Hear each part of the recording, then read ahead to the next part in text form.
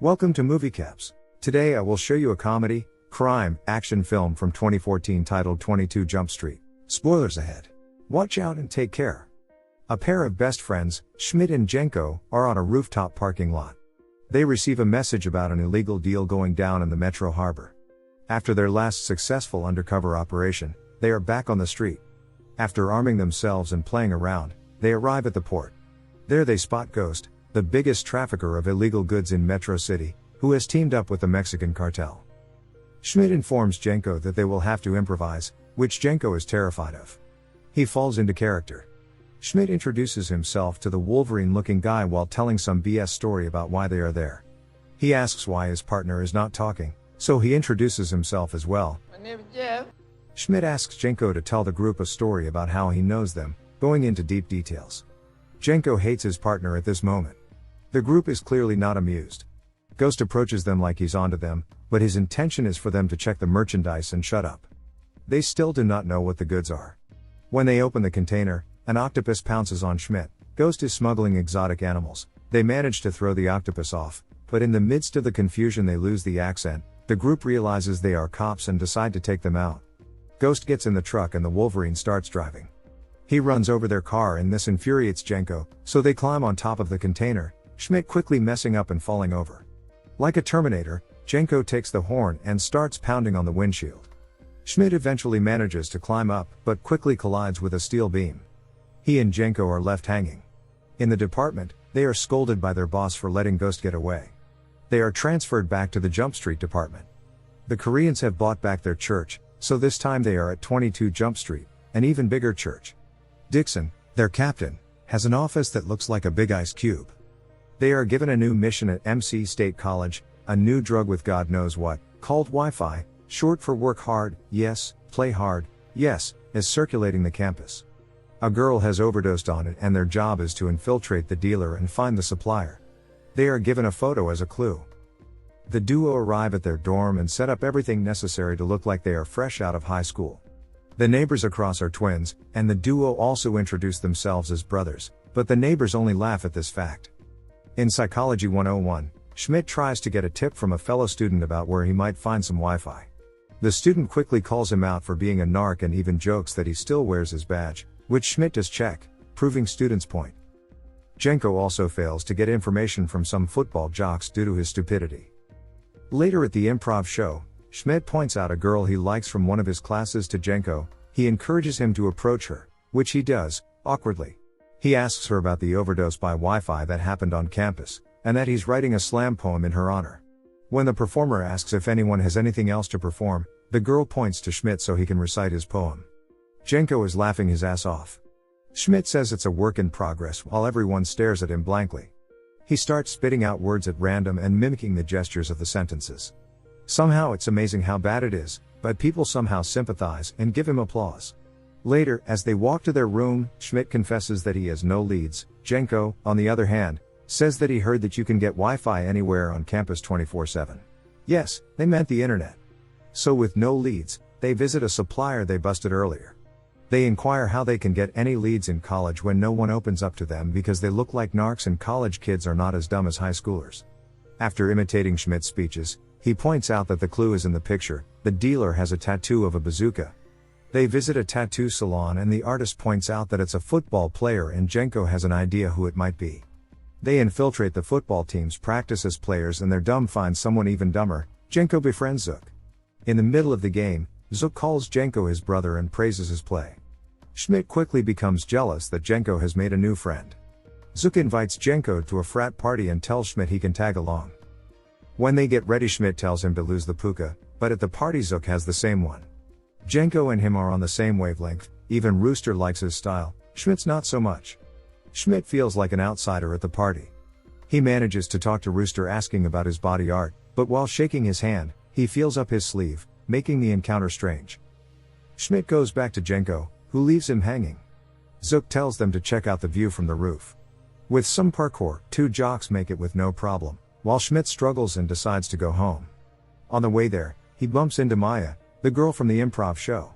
They hit it off right away and talk about their subjects of study and the artwork in front of them that resembles testicles. Maya invites him to come hang out at the art building, and he agrees. While Jenko gets wasted with his new best buddy, Schmidt indulges in art with Maya. After a while, Jenko is on the football field with Zook and Rooster. When he takes off his shirt, Jenko notices his tattoo and realizes that Rooster is not their guy. When Rooster knocks himself out, Zook admits that he has never met anyone like Jenko and he believes they are soulmates. He asks Jenko to join the football team and he happily agrees. That's when he notices Zook's tattoo, Bazooka, which rhymes with his name. He's the dealer. Schmidt wakes up with Maya after an extensive night's sleep. Maya's roommate, Mercedes, has been waiting for them, so she can express her dissatisfaction with the noises coming from Maya's side of the room. She says it's all fun and games, but why is there a 40-year-old lying next to you? She keeps on bantering him as if he's experienced war and is the loudest climaxer she's ever heard. After the awkward pleasantries, Maya apologizes on Mercedes' behalf. She's been through a lot, as her roommate was the girl who overdosed. Schmidt and Jenko present their findings to Dixon. Jenko withholds information about Zook's tattoo. Somehow Schmidt manages to mention that he got laid last night and how good it was. Dixon is happy for him and even gives him a high five. Later in the dorm, Schmidt asks Jenko why he was so weird about the tattoo in the hideout. He mentions that Zook has the tattoo and they start arguing, with Jenko still defending Zook. The neighboring twins come into their room and tell them to calm down and hold off on the crunchy cheese. There's Wi-Fi in them. They made a batch for the whole dorm and Schmidt already ate 6 of them. They mention that they are going to be very focused for the next 4 hours and after that they will have a hard trip. The duo gets into the zone and decide to infiltrate Zook's frat house while they elect their new members. Schmidt gets to the roof on a wire rope while Jenko does parkour. They manage to install the cameras and escape unnoticed. Just as they are about to enter the dorm, they are kidnapped by Zook and his squad. In the trunk, they start tripping, with Schmidt having a bad trip and Jenko enjoying himself. They are dragged out of the trunk at gunpoint, and as Schmidt begs for his life, Zook and Rooster splash them with vodka. It's their frat invite. Jenko masters all the tasks and Schmidt, not really. When the pigs are brought out, Schmidt bails. Outside, Schmidt admits he's not enjoying this and Jenko suggests investigating different people, which crushes Schmidt. A few days later, while Jenko is working out, Schmidt texts him, and gets ignored. Schmidt sees all this and sulks because he misses his best friend. The next day Schmidt's parents come to visit. It's parents' weekend. He quickly introduces them to Maya and she says that her parents are here too. To Schmidt's surprise, her father is Captain Dixon. When he asks how she knows him, she says they are dating. His parents suggest they sit together, which will be fun. With a murderous look on his face, Dixon does not take his eyes off Schmidt. To calm his nerves, Dixon goes to get some snacks. When he realizes they are being rationed, he snaps and starts trashing the food table. While Jenko is hanging out with Zook, he finds Wi-Fi in his bag. At the dorm, Maya is not sure what her father's problem is with Schmidt. She calls him a perfectly good guy, honest and nice. Meanwhile Dixon sends him messages. They ignore it and talk for a long time until 8 a.m. Maya rushes to class and Mercedes was there all night listening to everything. She jokes that Schmidt has 99 problems, but being young ain't one. From talking to Mercedes, Schmidt learns that the girl who overdosed often visited a therapist on campus, so that's his lead and their next stop. They sneak into the cabinet and Schmidt asks Jenko to guard the door while he goes through the files. Jenko fails and they are caught in the act. They play it off as having relationship problems, in the sense that they are homosexual, and they have come to a meeting with the therapist. They use this session to talk about their problems. For example, Schmidt says that Jenko has become friends with Zook and pays no attention to him.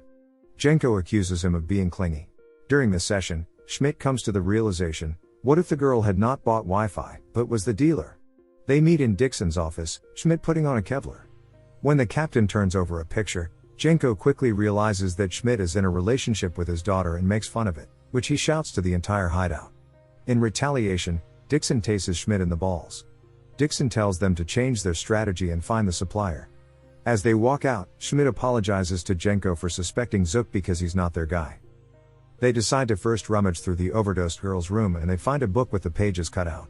They realize that the supplier puts Wi-Fi in the books and the dealers check them out from the library. That's their next stop, but Jenko gets a call from Zook about the game that's about to start, and he leaves Schmidt to handle it alone. In the library, Schmidt notices Ghost, the trafficker of illegal goods. He sends a message to Jenko, who reads it at the game and decides to come help him out. They meet and are quickly discovered. They pretend to be busy at first, but it does not work and Jenko headbutts one of them. He tells Ghost that he and his gang are under arrest, But since they don't have guns, that doesn't go well either, so they make a run for it, with Jenko jumping down like Spider-Man while Schmidt takes the stairs. They get into a helmet machine and Ghost and his crew follow them in a jeep. Eventually they manage to get to the football field and blow up their helmet machine, losing Ghost in the process. Schmidt gets approached by the security and quickly reveals he is undercover and leaves Jenko behind, so he can pursue his dream of being a football player with Zook. Schmidt moves out of the dorm and Maya is very disappointed that Schmidt lied to her. Jenko is still at the university with his new best friend Zook, while Schmidt goes back to his old duties as a park ranger. At lunch Schmidt sees the news about the case. The campus therapist has been arrested as the perpetrator. The case is closed. All Jenko and Zook do is work out and Jenko is kind of sick of it. He tries activities that were fun with Schmidt, but it just does not feel right. The two are miserable and miss each other. Sometime later they meet in a park and both lie that they are doing better than ever. They also agree that the police caught the wrong man. They agree to do a job for old time's sake, and their source says Wi-Fi showed up in Mexico, so they head there. They get ready and visit the beach party, where they find that Wi-Fi is being distributed. They follow the money trail and it leads them to Mercedes. She's at a club with Ghost, who appears to be her father, and has an ingenious business plan to take over all the campuses with her Wi-Fi. The duo storm the place and Mercedes tries to act surprised, but she already knew Schmidt was a cop. They look too old to be in college. Guns are drawn, but the duo have backup, the entire Jump Street crew. A shootout ensues, with Ghost making off with the money and Dixon in pursuit. Maya is there too. Mercedes shoots Dixon in the foot and uses him as an escape hostage. Schmidt gets a Lambo and Jenko goes after Ghost. Schmidt catches up to Mercedes, who is now on foot, and leaves Dixon hanging. Meanwhile, Jenko has caught up with Ghost and is fighting off his goons. With the help of a random girl, he overpowers them and makes out with her. Schmidt has caught up with Mercedes, but she just takes him hostage. When Dixon is there to back him up, he wants to take the shot, but decides against it and Maya knocks her out from behind. Jenko and Schmidt climb the stairs to catch up with Ghost. At the top, Schmidt notices one of Ghost's men trying to take a shot and jumps to cover Jenko, but is unsuccessful. Jenko takes out Wolverine and jumps on the chopper and Schmidt decides to overcome his fear and take the leap as well. They fly over the beach, with Schmidt holding Jenko as he tries to find the grenade Schmidt has stashed in his shorts.